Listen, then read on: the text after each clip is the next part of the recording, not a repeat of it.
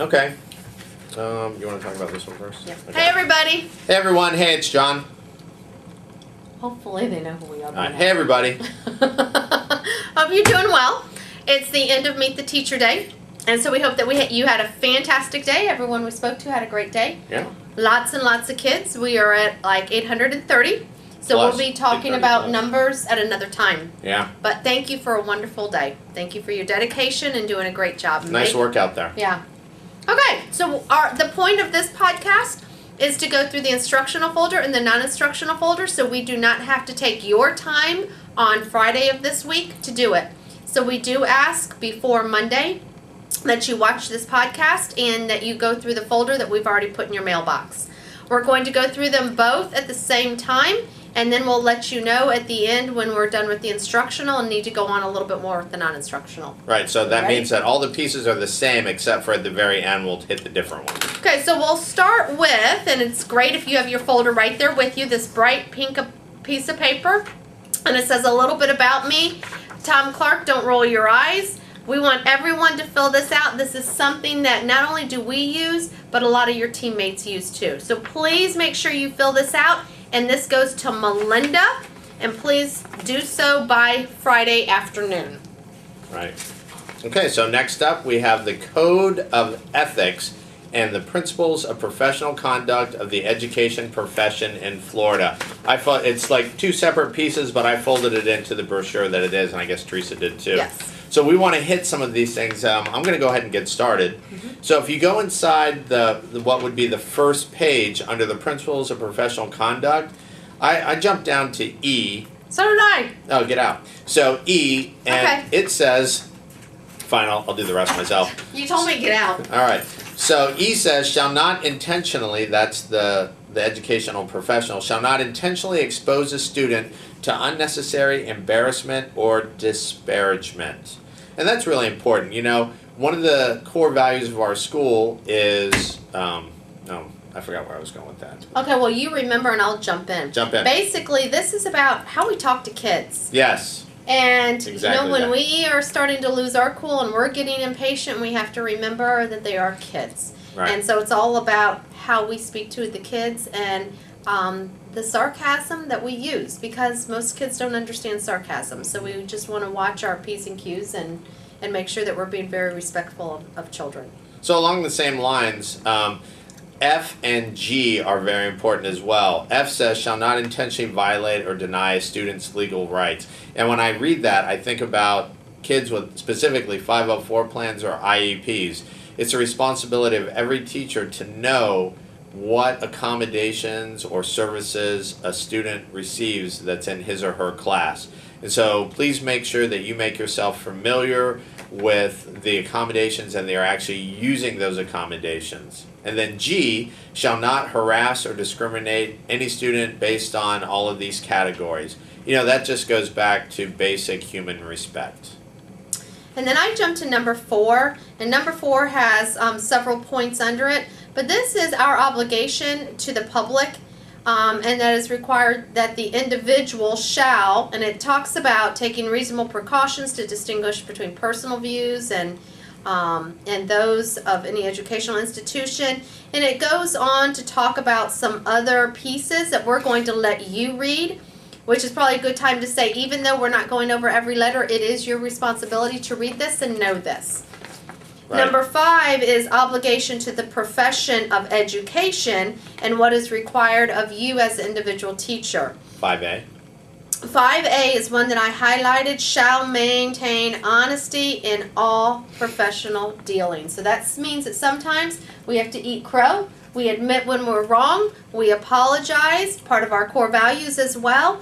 And we learn and we move on. And we don't need to relive it. And then D, you highlighted it. Awesome, me too. We're on the same page, literally. And that one talks about, it actually says, shall not engage in harassment or discriminatory conduct which unreasonably interferes with an individual's performance of professional or work responsibilities. And then it goes on about the orderly process of education and the environment that we create.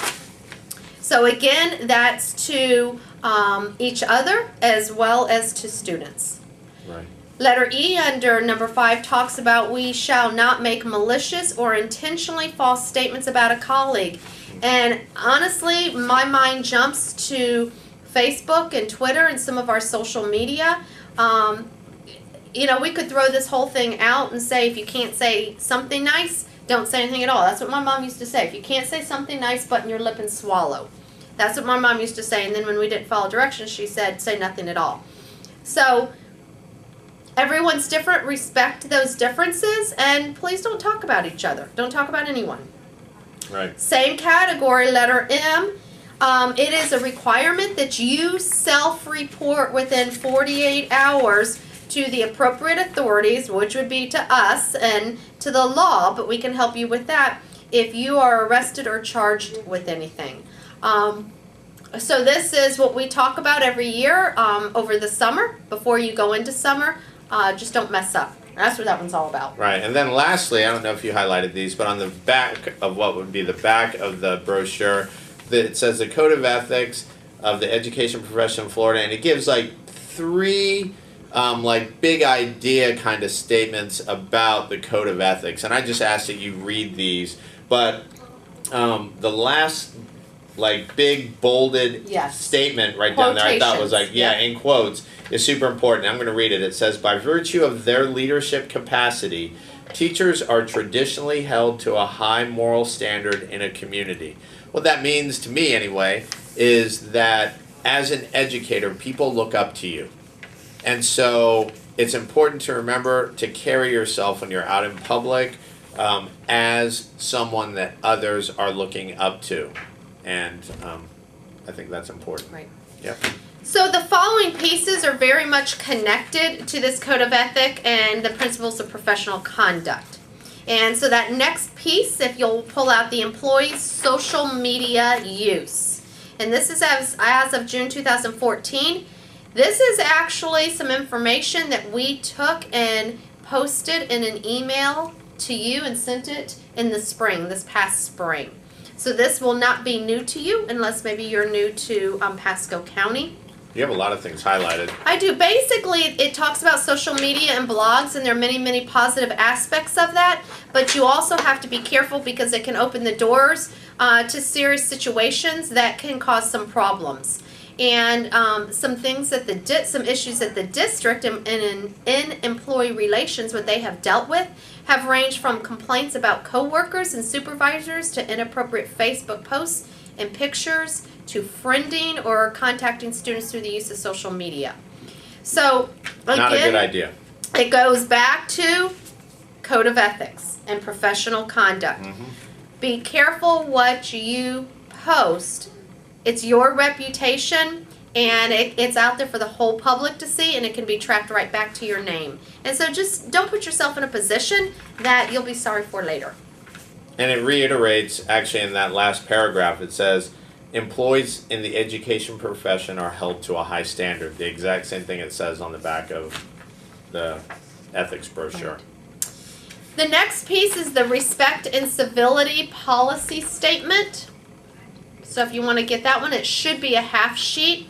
This is nothing new either for those who are from Pasco, but it talks about, on the bottom line, is employees being respectful and civil to each other, to the community, to families, to students, and likewise, that respect and civility with our behavior is expected from our parents. This is something that we have posted in full size in our front office, because if we do have a parent who's not showing respect to an employee here, we will ask them to leave. All right, and that leads us right into the school board policy acknowledgement. Which is brand new this year. Yes. Brand new this year. So you are required to do something with this. So please. So take just a moment to look at this, because there is a space down at the bottom for you to sign. So this is about that the school board. Well, it says it in the first paragraph. It says the school board of Pasco County believes that a safe, secure, nurturing, and civil environment is essential in accomplishing its educational mission. And so what this document does is it spells out what that really looks like.